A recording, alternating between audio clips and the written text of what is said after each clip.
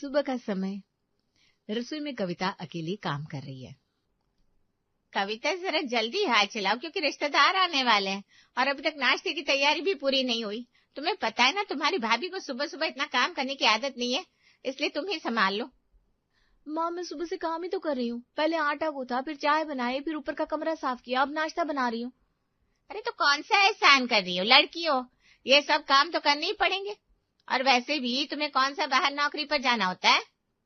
कमला ठीक ही तो कह रही है, जब लड़की मायके आती है तो घर के काम में हाथ बटाई दिया करती है। हाँ पापा, हाथ बटाना और पूरा घर अकेले संभालना शायद अलग चीज होती है। देखा आपने, अब ये हमें ही जवाब देने लगी है। आजकल की लड़कियों को थोड़ा काम क्या बोल दो, इन्हें लगता है बहुत बड़ा जुल्म हो गया। अरे मायके सिर्फ आराम करने थोड़ी ना आते हैं। आराम? वो तो शायद मेरे नसीब में ही नहीं है। कुछ लोग घर में होते जरूर है, लेकिन उनकी मौजूदगी कभी महसूस नहीं की जाती। ना उनके आने से फर्क पड़ता है, ना उनके जाने से। वो बस रिश्तों के बीच मौजूद एक जिम्मेदारी बनकर रह जाते हैं। कविता भी ऐसी ही लड़की थी। न मायके में उसकी कोई खास अहमियत थी, ना ससुराल में। मायके में हमेशा कहा जाता, लड़कियां तो पराया धन होती है, और ससुराल में बहुएं जितना चुप रहे उतना अच्छा। मतलब साफ था, कविता हर जगह थी लेकिन कहीं भी नहीं थी। अरे कविता आई हुई है क्या ससुराल से? हाँ आई तो है, लेकिन बस 2 दिन के लिए। वैसे भी लड़की का असली घर तो ससुराल ही होता है। मायके में जितना कम आए उतना ही सही है। और ससुराल में सब कुछ कैसा है इसका? अरे बस ठीक है, कौन सी रानी बनकर रह रही है वहाँ। साधारण घर है, जैसे बाकी बहुएं रहती है वैसी रहती है। हमारी कविता का हिसाब से उसका ससुराल ठीक है, बस यही समझ लो। माँ की बातों में मजाक कम सच्चाई ज्यादा थी, क्योंकि सच में कविता कहीं भी खास नहीं थी। न मायके में उसे कुछ खास पूछा जाता था, ना ही ससुराल में। कविता, अभी तक चाय नहीं बनी क्या? मुझे दवाई खानी है और तुम्हें पता है ना संगीता को सुबह उठने में तकलीफ होती है। नौकरी भी तो करती है वो। अरे तो वक्त से खुद ही बना लेना चाहिए। बस मम्मी जी, अभी बना देती हूँ। मैं पानी भर रही थी मटकों में। और हाँ कविता, मेरे बच्चों का टिफिन भी तैयार कर देना, क्योंकि आज मुझे ऑफिस का बड़ा ही इम्पोर्टेंट काम है। भाभी, मेरे कपड़े भी प्रेस नहीं हुए अभी तक, आपको कल ही तो कहा था। और मेरा चश्मा साफ कर देना, मुझे अखबार पढ़ना है। कविता फटाफट हाथ चलाओ, अभी तक घर का कोई काम नहीं हुआ। जी जी। कुछ लोग घर में बहू नहीं, सुविधा बन जाते हैं। कविता भी उसी कैटेगरी में आ चुकी थी। उसे कोई बुरा नहीं कहता था, लेकिन कोई खास समझता भी नहीं था। वो सबके लिए काम करने का बस एक साधन सी बन गई थी। रात का समय, कविता और दीपक का कमरा। दीपक, तुम्हें कभी ऐसा नहीं लगता कि मैं इस घर में बस काम करने के लिए हूँ? क्योंकि सुबह आंख खुलने से लेकर रात सोने तक हर किसी को मुझसे कुछ न कुछ चाहिए होता है, लेकिन कभी किसी ने ये नहीं पूछा कि मुझे क्या चाहिए। अरे तुम बेकार में ज्यादा सोचती हो कविता, क्योंकि हर घर में बहुओं पर जिम्मेदारियां होती है। और वैसे भी मम्मी पापा तुम्हें कुछ गलत तो नहीं कहते। हर चोट आवाज करके नहीं लगती दीपक। कुछ चीजें धीरे धीरे इंसान को अंदर से खाली करती रहती है, और शायद मैं अब वो महसूस करने लगी हूँ। तुम्हें हर बात दिल पर लेने की आदत है, ज्यादा सोचो मत। सबसे ज्यादा तकलीफ तब होती है जब अपना ही पति आपकी बातों को सोचना ज्यादा कहकर टाल दे। कविता के लिए अपनों का मतलब बदल सा गया था। अब वो बस उनके लिए थी, लेकिन उनके साथ नहीं थी। लेकिन वो अपने नाना जी नानी जी के बहुत करीब थी, जो उसके ससुराल से कुछ ही दूरी पर रहते थे।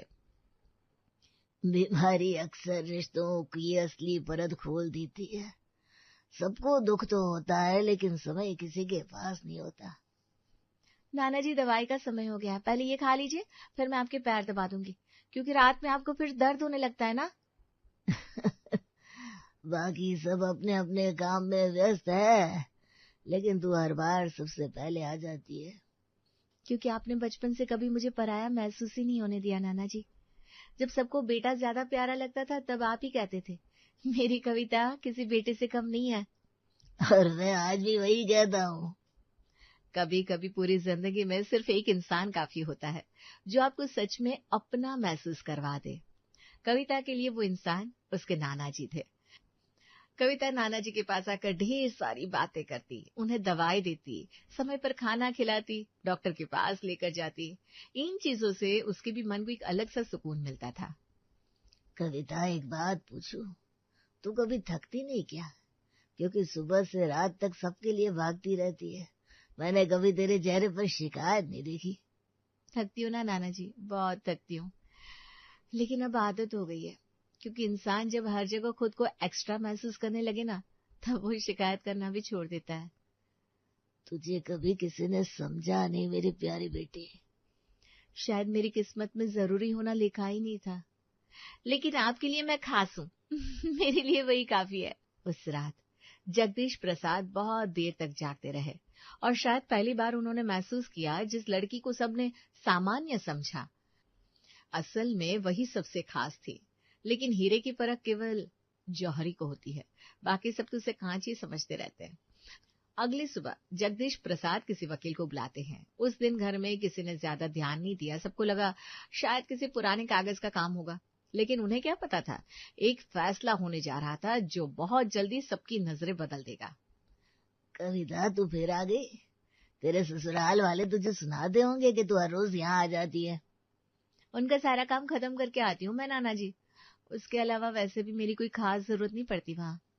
चलिए सब छोड़ तू, बेटा जरा खिड़की खोल दे, क्योंकि कमरे में घुटन सी हो रही है।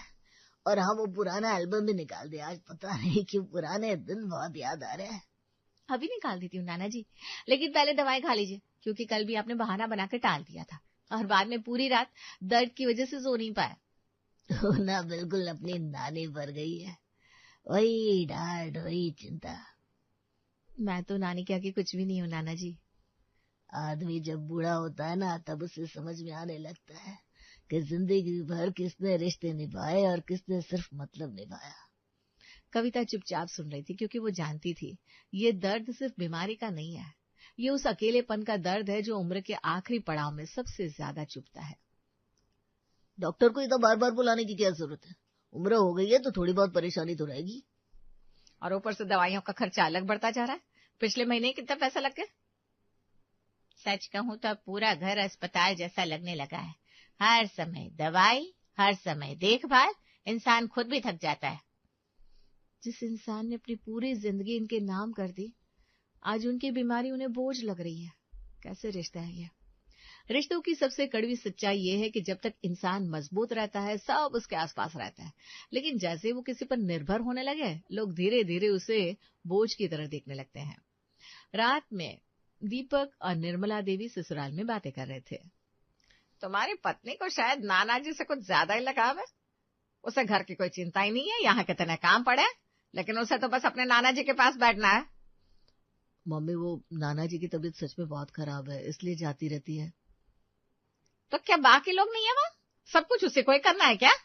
शादी के बाद लड़की का पहला फर्ज ससुराल होता है, लेकिन आजकल की लड़कियों को कौन समझाए? अरे रहने भी दो निर्मला, बूढ़े आदमी की सेवा कर रही है तो गलत क्या है?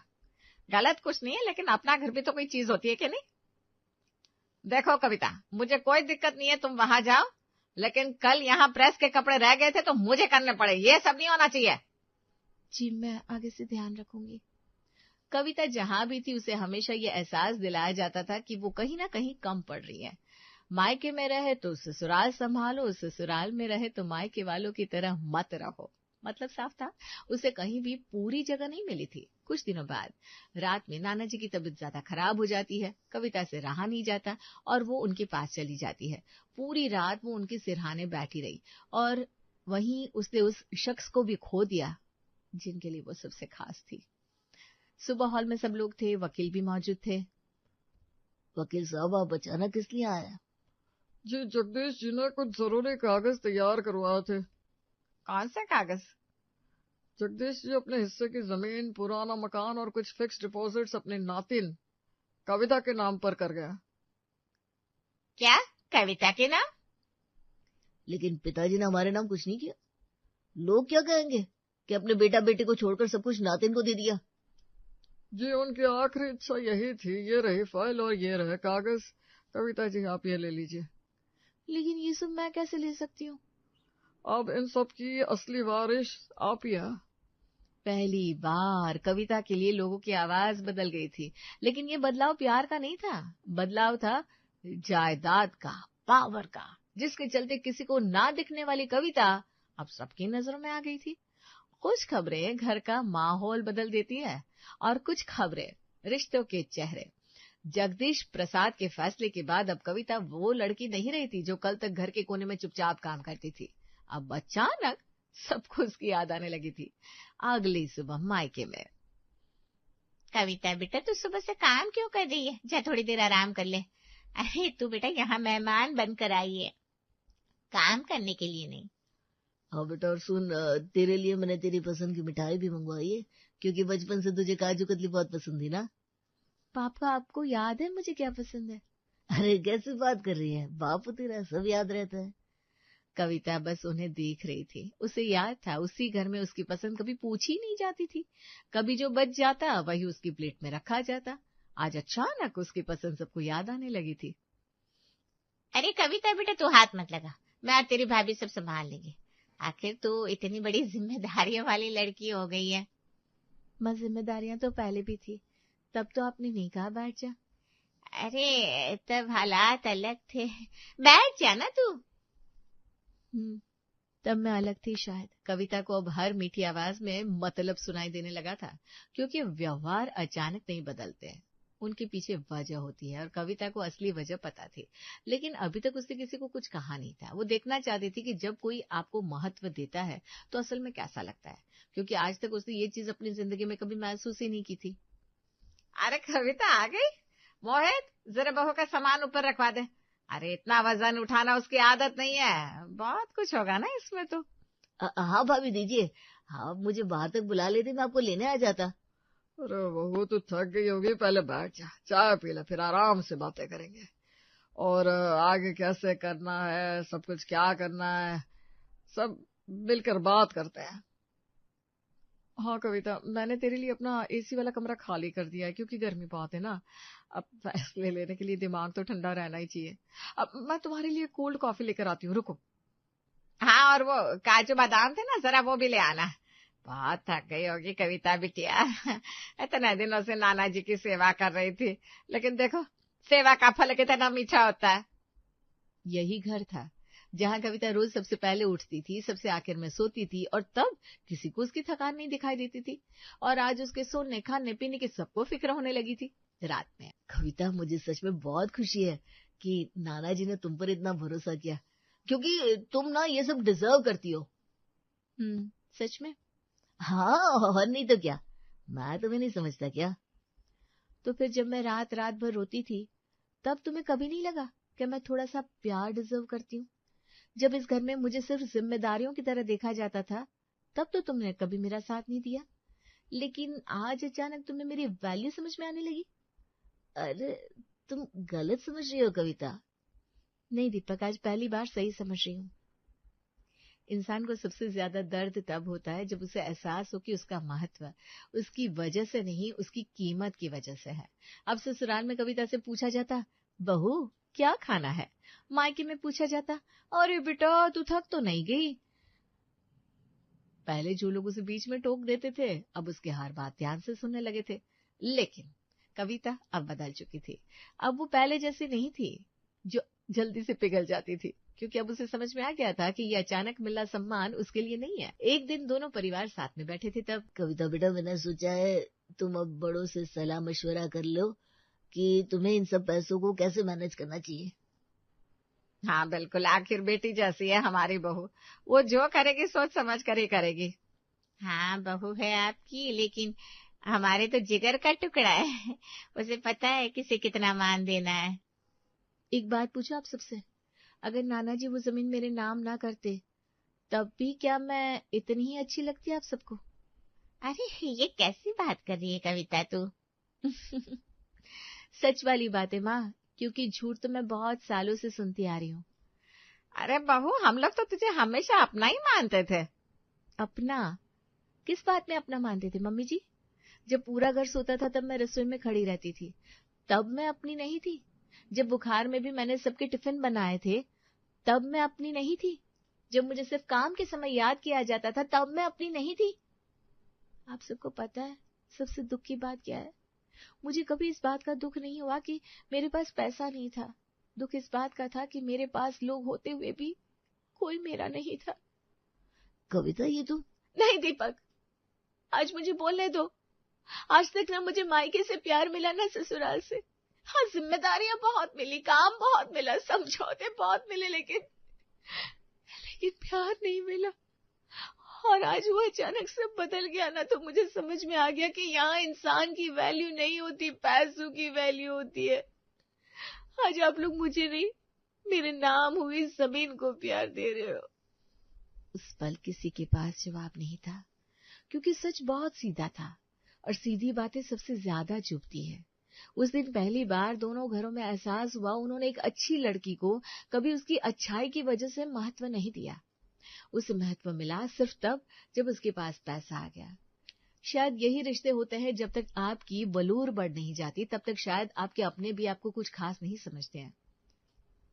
नाना जी, मैं हमेशा से चाहती थी मैं सबके लिए खास बनूं, कोई मेरे लिए भी फिक्र करे, कोई मेरी बात को भी इम्पोर्टेंट माने।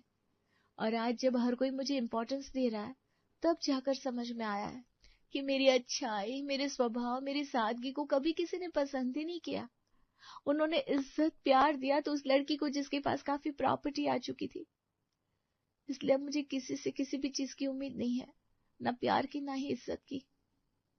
जिंदगी में कभी कभी एक इंसान ही काफी होता है जो आपको बिना किसी मतलब के अपना मान ले। कविता के लिए वो इंसान उसके नाना जी थे। बाकी रिश्ते बस हालात के साथ बदलते रहे, जिनसे अब कविता को कोई उम्मीद नहीं थी। घर की बैठक में सब लोग बड़ी चिंता में डूबे थे और माहौल काफी भारी था। अरे आर्यन, कुछ तो हाथ पाँव मार बेटा, ऐसे खाली हाथ पर हाथ धरकर बैठने से घर का चूल्हा कैसे चलेगा। तेरे पिता अब रिटायर हो गए हैं, घर की जमा पूंजी भी धीरे धीरे खत्म हो रही है। मम्मी, मैं क्या खाली बैठना चाहता हूँ, मार्केट की हालत तो देखो, मेरा बिजनेस बिल्कुल ठप हो गया है, जहाँ हाथ डालता हूँ वही नुकसान हो रहा है। कल भी 2 जगह जाकर आया था, सबने मना कर दिया। शांत हो जाओ कुसुम, चिल्लाने से समाधान नहीं निकलेगा। बेटा देख ले, अगर कहीं छोटा मोटा काम भी मिलता है तो पकड़ ले, घर चलाने में अब सच में दिक्कत हो रही है। सुनिए जी, दिक्कत नहीं, बहुत बड़ी आफत आने वाली है। कल राशन वाले को भी पैसे देने हैं, दूध वाले का भी पिछला बकाया पड़ा है। तभी सिया ने कहा, मम्मी जी, पापा जी, अगर आप कहे तो मैं कुछ काम देख लूं, आखिर मैं भी तो इस घर की बहू हूँ। मुश्किल समय में हाथ बटाना मेरा भी फर्ज है। सिया, तू रहने दे, तुझे शादी के 5 साल हो गए हैं, घर गृहस्थी के चक्कर में तेरी प्रैक्टिस भी छूट गई होगी। अब बाहर तुझे कौन काम देगा, और तुझे तो बाहर की ऊंच नीच का अंदाजा भी नहीं है। कोशिश करने में क्या हर्ज है, मैं अपनी सहेली निशा से बात करती हूँ, शायद वो कहीं मेरी मदद कर सके, कम से कम घर का थोड़ा बोझ तो हल्का होगा। कुसुम ने अपनी बहू की तरफ एक उम्मीद भरी नजरों से देखा और फिर गहरी सांस लेकर अपनी सहमति दे दी। ठीक है बहू, अगर तू चाहती है तो एक बार देख ले, पर अपना ख्याल रखना, आजकल का जमाना बहुत खराब है। अगले दिन सुबह सिया अपनी सहेली निशा के साथ नौकरी के लिए इंटरव्यू के लिए एक छोटे से दफ्तर पर पहुंची। मिश्रा जी, ये सिया जी आई हैं इंटरव्यू के लिए। देखिए सिया जी, हमें ऐसे लोग चाहिए जो बिल्कुल आज के काम में एक्सपर्ट हो। आपने 5 साल से कोई काम नहीं किया है, हम आपको अपनी कंपनी में नहीं रख सकते। सर प्लीज एक मौका दे दीजिए, मैं बहुत जल्दी सब सीख जाऊंगी, मुझे इस नौकरी की बहुत जरूरत है। सॉरी, आप जा सकती है, हमें अनुभवी और अपडेटेड लोग चाहिए, सिखाने का वक्त नहीं है हमारे पास। सिया और निशा बड़ी उम्मीद लेकर 2-3 और दफ्तरों में गई, लेकिन हर जगह उन्हें मना कर दिया गया था। यार सिया, ये चौथी जगह थी, यहाँ इन्होंने भी मना कर दिया। आज तो हमारी किस्मत ही खराब लग रही है। पता नहीं निशा, अब घर जाकर क्या मुंह दिखाऊंगी, सबको कितनी उम्मीदें हैं मुझसे। आर्यन ने तो पहले ही कहा था कि नौकरी मिलना इतना आसान नहीं है। चल अभी इतना मत सोच, सुबह से भटक रहे हैं, भूख के मारे मेरी जान निकल रही है। वो देख, सामने मोमोज का ठेला है, चल कुछ खाते हैं। वो दोनों बाजार के एक कोने में खड़े मोमोज वाले के पास जाकर खाने लगती हैं। जी, ये क्या बनाया इसने, बिल्कुल बेस्वाद और कच्चा मैदा है, और इसकी चटनी एकदम तीखा लाल पानी है, स्वाद तो नाम का ही नहीं है। अब जो मिला है वही खा ले निशा, नखरे मत कर, हम यहाँ दावत खाने थोड़ी आए हैं। यार सिया, मुझे तेरे हाथ के मोमोज की याद आ गई, क्या जबरदस्त बनाती थी तू। सच बताऊं, इस ठेले वाले से तो लाख गुना बेहतर स्वाद तेरे हाथों में है। मुझे पता है तेरे दिमाग में क्या चल रहा है, तो बुराई क्या है। निशा चुप कर, लोग सुन लेंगे, मैं घर की बहू हूँ। तू चाहती है मैं सड़क पर खड़ी होकर मोमोज बेचूं, क्या इमेज रह जाएगी मेरी, ससुराल वालों को पता चला तो वो क्या सोचेंगे। अरे देख तो सही, इस सड़े हुए मोमोज के लिए कितनी भीड़ लगी है। अगर तू थोड़े साफ सुथरे और बढ़िया मोमोज खिलाए तो सोच कितनी कमाई होगी, इसमें शर्म कैसी, काम तो काम होता है। तू पागल हो गई है, मेरा दिमाग खराब मत कर, मैं ऐसा कुछ नहीं करने वाली। घर वाले क्या सोचेंगे कि उनकी बहू ठेला लगा रही है? कभी नहीं। चल यहाँ से, मुझे और कुछ नहीं सुनना। शाम ढल चुकी थी और सिया घर लौटते ही पूरे रात से निशा की बातों और घर की तंगी के बारे में ही सोचती रही। सिया रात भर सो नहीं पाई थी और उसके दिमाग में बस निशा का आइडिया और घर के हालात घूम रहे थे। सुबह उठते ही सिया ने निशा को फोन किया। निशा, मैंने रात भर सोचा तूने जो आइडिया दिया था क्या वो सच में काम करेगा? मेरा मतलब है, क्या लोग मेरे हाथ के मोमोज पसंद करेंगे? देख सिया, मैं सच बता रही हूँ, तेरे स्वाद के आगे बड़े बड़े रेस्टोरेंट फेल है। बस एक बार हिम्मत करके तो देख। नौकरी मिलना तो आज के जमाने में इतना आसान नहीं है, पर अपना हुनर दिखाने से कोई नहीं रोक सकता। पर मेरे पास तो पैसे भी नहीं हैं बिजनेस शुरू करने के लिए, तो उसमें तो पैसे चाहिए होते हैं ना। तो चिंता मत कर, मेरी थोड़ी सेविंग्स से पड़ी हैं। और तू भी अपनी गुल्लक दे। छोटे से शुरू करेंगे, कॉर्नर में छोटा सा सेटअप, बस एक बार हाँ बोल दे। सिया ने कांपते हाथों से अपनी पुरानी गुल्लक तोड़ी थी और उसमें से निकले थोड़े बहुत पैसों को जमा किया था। नीचा, इसमें तो बहुत कम पैसे हैं, इतने में क्या होगा? बहुत है सिया, एक छोटा सा गैस चूल्हा और थोड़ा मैदा और सब्जियां ही तो चाहिए। तू बस तैयारी कर। मैंने शहर के कोने में एक छोटी सी जगह देख ली है, वहाँ भीड़ बहुत रहती है। ठीक है, पर घर पर क्या कहूंगी? अगर उन्हें पता चला कि मैं सड़क पर दुकान लगा रही हूँ तो वो कभी इजाजत नहीं देंगे। तू बस ये बोल देना कि तुझे कंपनी में फील्ड वर्क की नौकरी मिल गई है, सुबह निकलना और शाम को घर। किसी को शक नहीं होगा। अगले दिन सुबह सिया ने तैयार होकर भारी मन से घर के बड़ों का आशीर्वाद लिया था। अरे वाह बहू, आज तो तेरा चेहरा चमक रहा है। क्या कहीं बात बन गई? हाँ मम्मी जी, एक कंपनी में सेल्स की नौकरी मिल गई है। थोड़ा बाहर का काम है, इसलिए भाग दौड़ आएगी और आने में भी थोड़ी देर हो सकती है। देख सिया, अगर तुझे लगे कि काम ज्यादा भारी है तो बता देना, हम कोई और रास्ता निकालेंगे। नहीं नहीं, मैं कर लूंगी। आप बस अपना ख्याल रखना पापा जी। अब मैं चलती हूँ। सिया और निशा ने मिलकर एक छोटे से ठेले को अच्छे से साफ किया और उसे रंगों से सजाकर अपनी छोटी सी दुकान शुरू की। निशा, मेरा दिल बहुत जोरों से धड़क रहा है। अगर कोई पहचानने वाला आ गया तो? तूने ये दुपट्टा चेहरे पर क्यों बांधा है? बस ऐसे ही रह। और देख, पहला ग्राहक आ भी गया। आंटी, एक प्लेट मोमोज से ना, बड़ी भूख लगी है और खुशबू बड़ी अच्छी आ रही है। हाँ बेटा, अभी देती हूँ। ये लो, चटनी संभाल कर खाना, थोड़ी तीखी है। पिंकू मोमोज का पहला टुकड़ा मुंह में रखते ही खुशी से झूम उठा था और अपनी मम्मी को बुलाने लगा था। मम्मी मम्मी, जल्दी आओ, ये वाले मोमोज उस अंकल वाले से बहुत ज्यादा टेस्टी है। देखो कितने सॉफ्ट है। अरे सच में, स्वाद तो बिल्कुल लाजवाब है। और देखो बेटा, यहाँ कितनी सफाई है। बहन जी, आपकी चटनी का स्वाद तो बिल्कुल अलग है। एक प्लेट भी पैक कर देना। बहुत बहुत शुक्रिया बहन जी, आप लोग आते रहिएगा। जैसे जैसे शाम ढलती गई, सिया की दुकान पर ग्राहकों की भीड़ बढ़ती चली गई और उसकी सारी तैयारियां खत्म हो गई थी। देख सिया, मैंने कहा था ना, पहले ही दिन सब बिक गया। ये देख तेरी पहली कमाई। निशा, मुझे यकीन नहीं हो रहा ये सब सच में हो रहा है। इतने पैसे तो मुझे महीने भर की नौकरी में भी शायद ना मिलते। ये तो बस शुरुआत है सिया। अब देख तेरा ये छोटा सा कोना कैसे पूरे शहर में मशहूर होता है। पर याद रखना, घर पर अभी कुछ मत बताना। रात को जब सिया घर पहुंची तो उसने अपनी थकान छिपाकर चेहरे पर एक झूठी मुस्कान ओढ़ ली थी। आ गई बहू, थकी हुई लग रही है। कैसा रहा पहला दिन? कुछ काम समझ में आया? हाँ मम्मी जी, काम तो अच्छा है, बस थोड़ा पैदल चलना पड़ता है। ये लीजिए, आज की थोड़ी सैलरी एडवांस मिली है, इससे थोड़ा राशन ले आइएगा। इतनी जल्दी एडवांस? चलो भगवान का शुक्र है कि तुम्हारी मेहनत रंग लाई। आर्यन, देख सीख कुछ अपनी पत्नी से। आर्यन ने सिया की तरफ गर्व से देखा, लेकिन सिया के मन में एक डर था कि ये झूठ कब तक टिक पाएगा। सिया की मोमोज शॉप को शुरू हुए अब 1 महीना बीत चुका था और उसके स्वाद का जादू पूरे इलाके में फैल गया था। निशा, आज तो मैदा कम पड़ गया। देख कितनी भीड़ है। मुझे तो यकीन ही नहीं हो रहा कि लोग लाइनों में लगकर मेरे हाथ के मोमोज का इंतजार कर रहे हैं। मैंने कहा था ना सिया, स्वाद और सफाई का कोई मुकाबला नहीं है। अब देख, तूने इस छोटे से ठेले को सिया के स्वाद के नाम से मशहूर कर दिया है। लोग अब उस पुराने ठेले वाले के पास फटकते भी नहीं हैं। बस डर इस बात का है कि कहीं घर का कोई सदस्य यहाँ से ना गुजर जाए। मैं ये दुपट्टा चेहरे पर लपेट कर तो रखती हूँ, पर कभी कभी सांस लेने में बड़ी दिक्कत होती है। तो चिंता मत कर, ये कोना शहर के दूसरे छोर पर है। तेरे घर वाले इधर कभी नहीं आते। तू बस अपने काम पर ध्यान दे। आज की कमाई देख कितनी तगड़ी होने वाली है। दुकान पर ग्राहकों की भीड़ बढ़ती जा रही थी और सिया के हाथ बिजली की रफ्तार से मोमोज सर्व कर रहे थे। अरे सिया बहन, आज तो पत्ता गोभी और गाजर खत्म हो गए हैं। ये लो फ्रेश सब्जियां।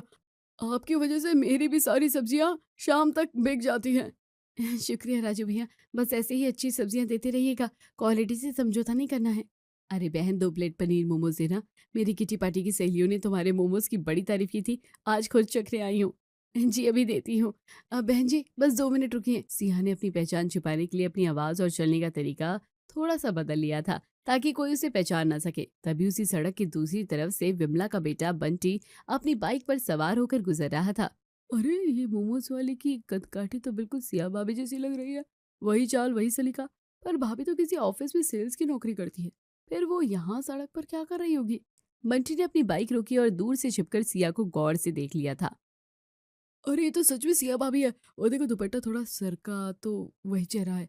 ये तो गजब हो गया, खानदानी बहू और यहाँ सड़क पर ठेला लगा रही है। ये खबर तो मम्मी को देनी पड़ेगी। बंटी ने तुरंत अपने मोबाइल से सिया के ठेला चलाते हुए और ग्राहकों को मोमोज देते हुए 2-3 फोटो खींच लिए थे। उधर घर पर शाम के समय कुसुम और कैलाश बड़ी शांति से बैठे चाय पी रहे थे और घर के सुधरे हालात की चर्चा कर रहे थे। सुनीची बहू की नौकरी लगने के बाद घर की रौनक वापस आ गई है। देखिए ना, आर्यन के चेहरे पर भी अब वो तनाव नहीं रहता है। बहू बड़ी हिम्मत वाली निकली। हाँ कुसुम सही कह रही हो, पर मुझे थोड़ा बुरा भी लगता है कि उसे इतनी धूप में बाहर भटकना पड़ता है। सेल्स की नौकरी में कितनी भाग दौड़ होती है। बेचारी सुबह जाती है और रात को थक कर चूर होकर आती है। मम्मी पापा मैं सोच रहा हूँ कि सिया की कंपनी में जाकर उससे मिल लूँ। कल उसका जन्मदिन है, उसे सरप्राइज देना चाहता हूँ। उसने कभी अपने ऑफिस का पता ठीक से नहीं बताया, बस इतना कहा कि मार्केट में रहती है।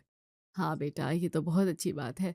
पर वो कहती तो है कि उसका कोई फिक्स ऑफिस नहीं है, उसे तो दुकानों पर जाकर मीटिंग करनी होती है। इसी बीच विमला बड़ी तेजी से सुमन के घर में दाखिल हुई थी और उसके चेहरे पर एक अजीब सी कुटिल मुस्कान थी। अरे सुमन बैठी है, अरे बड़े आराम से। तुझे पता भी है तेरी नौकरी पेशा वाली बहू आजकल शहर के कौन से कोने में अपनी सेल्स की ड्यूटी बजा रही है। क्या मतलब है तेरा विमला, साफ साफ बोल क्या हुआ। अरे मैं क्या बोलूं, ये देख मेरा बेटा बंटी अभी बाजार से आया है। उसने कुछ ऐसी तस्वीरें खींची है जिन्हें देखकर तो तेरे पैरों तले जमीन खिसक जाएगी। बंटी दिखा अपनी चाची को। बंटी ने अपना फोन आगे बढ़ा दिया था जिसमें सिया ठेले पर खड़ी मोमोज बेच रही थी। ये सिया है, ये तो वही साड़ी है जो मैंने उसे पिछले साल जन्मदिन पर दी थी। इस सड़क पर खड़ी होकर क्या कर रही है। ये तो मोमोज का ठेला है। सिया ये काम कर रही है। उसने हमसे इतना बड़ा झूठ बोला। ये मुमकिन नहीं है। सिया ऐसा क्यों करेगी। मम्मी ये फोटो पुरानी भी हो सकती है। पुरानी नहीं है बेटा, आज की है। देख ले वही दुपट्टा और वही सैंडल। सुमन मुझे बड़ा दुख हो रहा है। हम तो तुम्हें बड़ा खानदानी समझते थे, पर तुम्हारी बहू तो सड़क पर उतर आई है। अब समाज में क्या इज्जत रह जाएगी तुम्हारी। कुसुम की आंखों में गुस्सा और दुख दोनों साफ झलक रहे थे और उसका गला रुंध सा गया था। विमला तू अभी यहाँ आ जा, हमें आपस में बात करनी है। विमला और बंटी के जाते ही घर में एक भयावह सन्नाटा पसर गया था जो किसी बड़े तूफान के आने का संकेत था। मम्मी मैं अभी जाकर सच्चाई का पता लगाता हूँ। मुझे यकीन नहीं हो रहा कि सिया ने हमसे इतना बड़ा धोखा किया। रुक जाओ आर्यन, वो घर आती ही होगी, उसे आने दो। हम आमने सामने बात करेंगे। अगर उसने ये कदम उठाया है तो इसके पीछे कोई बड़ी वजह होगी। मम्मी ये सब क्या है, मेरा तो दिमाग फटा जा रहा है। सिया ने हमसे इतना बड़ा झूठ बोला। वो सड़क पर खड़ी होकर मोमोज बेच रही है। लोग क्या कहेंगे। मेरी अपनी कोई साख है या नहीं। मैं अभी जाकर उसका वो ठेला सड़क पर पलट देता हूँ। कल को मेरे दोस्त वहां से गुजरेंगे तो मैं क्या मुंह दिखाऊंगा। मेरा भी सिर शर्म से झुक गया है कुसुम। खानदानी लोग हैं हम। रिटायर्ड सरकारी अफसर की बहू सड़क पर दुकान लगाती फिरेगी तो समाज थू थू करेगा। विमला तो पूरे मोहल्ले में ढिंडोरा पीट देगी। बस कीजिए आप दोनों, बहुत बोली आप लोगों ने। आर्यन तू किस इज्जत की बात कर रहा है।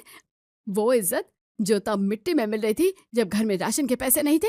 और आप जी, आप तो रिटायर होकर घर में बैठ गए हैं। क्या आपने कभी बैठकर ये हिसाब लगाया कि पिछले 1 महीने में घर का खर्चा कैसे चल रहा है। पर मम्मी मोमोज बेचना कोई काम है। हम क्या इतने गिर गए हैं। क्यों नहीं है काम, तू सालों से बिजनेस कर रहा है आर्यन। क्या उखाड़ लिया तूने सिवाय घाटे और उधार के। इस घर को कुछ दिया है क्या। तू तो अपना बिजनेस भी नहीं संभाल पाया। और उस बच्ची को देख जिसे तू कह रहा था कि नौकरी नहीं मिलेगी। उसने 1 महीने में न केवल पैसा कमाया बल्कि पूरे शहर में अपना नाम कमा लिया। कम से कम उसने हिम्मत तो दिखाई। तुम्हारी तरह हार मानकर घर के कोने में तो नहीं बैठ रही। आर्यन और कैलाश ये निरुत्तर थे। तभी बाहर से सिया की कदम रखने की आवाज आई और वो थकी हारी घर के अंदर दाखिल हुई। मम्मी जी आज थोड़ा ज्यादा काम था तो आने में देर हो गई। ये लीजिए आज की थोड़ी और कमाई। सिया ने जैसे ही ऊपर देखा उसे सामने पूरे परिवार का सख्त चेहरा और मेज पर रखा बंटी का फोन नजर आया। उसकी सिट्टी पिट्टी गुम हो गई। आ गई तू। कौन से ऑफिस में काम करती है सिया और आज कौन सी कंपनी का माल बेचा तूने? मम्मी जी, वो सेल्स का काम है ना, तो मीटिंग्स में थोड़ा वक्त लग जाता है। कुसुम ने बिना कुछ कहे मेज पर रखा फोन सिया की तरफ घुमा दिया, जिसमें वो ठेले पर खड़ी मोमोज सर्व कर रही थी। ये देख, यही ऑफिस है तेरा? ये सड़क का कोना और ये मोमोज का ठेला? सच सच बता सिया, ये तू ही है ना, या मेरी आंखों का कोई धोखा हुआ है? सिया के पैरों तले जमीन खिसक गई। उसके हाथों से पैसों का बैग छूट गया और उसकी आंखों से आंसू की धार बहने निकली। मम्मी जी, मुझे माफ कर दीजिए। मेरा इरादा आप लोगों को धोखा देने का नहीं था। मुझे डर लग रहा था कि आप लोग समाज और खानदान की इज्जत के खातिर मुझे रोक देंगे। मुझे लगा आप लोग बुरा मानेंगे कि आपके घर की बहू सड़क पर काम करती है। कुसुम का कठोर चेहरा अचानक पिघल गया।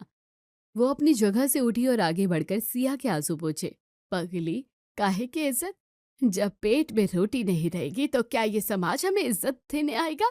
आज तूने हमें इतनी सुख सुविधा दी है, घर का राशन भरा है, पापा की दवाइयां समय पर आ रही है, दूध वाले का हिसाब चुकता हुआ है। क्या ये किसी और ने किया है? मम्मी जी, आप गुस्सा नहीं है? गुस्सा इस बात पर हूं कि तूने अपनी इस माँ को पराया समझा। मुझे तुझ पर बहुत गर्व है बेटा। तेरे पापा रिटायर होकर बेबस हो गए, मेरा बेटा धंधा चौपट करके उम्मीद खो बैठा, पर तूने हार नहीं मानी। तूने हमारे घर की गिरती हुई दीवार को सहारा दिया है। तूने वो कर दिखाया जो कोई बेटा भी नहीं कर पाता। आर्यन और कैलाश जी चुपचाप खड़े कुसुम की बातें सुन रहे थे। उनकी आंखों में अपने व्यवहार के लिए शर्मिंदगी साफ दिख रही थी। देख रहा है आर्यन, ये होती है हिम्मत। तूने इसे कमजोर समझा था, पर ये हम सबकी ताकत निकली। कल से तू और तेरे पापा भी इसके साथ जाएंगे। इज्जत हाथ पर हाथ धरकर बैठने में नहीं, कंधे से कंधा मिलाकर मेहनत करने में है। आज से ये बहू की मोमोज शॉप नहीं, हमारे परिवार की शॉप है। अगले दिन सुबह सुबह सब सिया का हाथ बटाने के लिए उसकी मोमोज वाली दुकान पर पहुंच गए। बहू, आज मुझे समझ आया कि मुझे तुझे घर की चार दीवारी में रखकर तेरी काबिलियत को कैद कर दिया था। आज से मैं हिसाब संभालूंगा, तू बस अपने हाथों का जादू दिखाती रहे। और मैं ऑर्डर लूंगा सिया, आज के बाद तू कभी अकेले संघर्ष नहीं करेगी। अरे वाह सिया बहन, आज तो दुकान की रौनक ही बदल गई। अब तो इसे बड़ा रेस्टोरेंट बनाने का वक्त आ गया है। शुरुआत तो छोटी ही थी राजू भैया, पर अब परिवार का साथ मिल गया है तो मंजिल भी बहुत बड़ी होगी।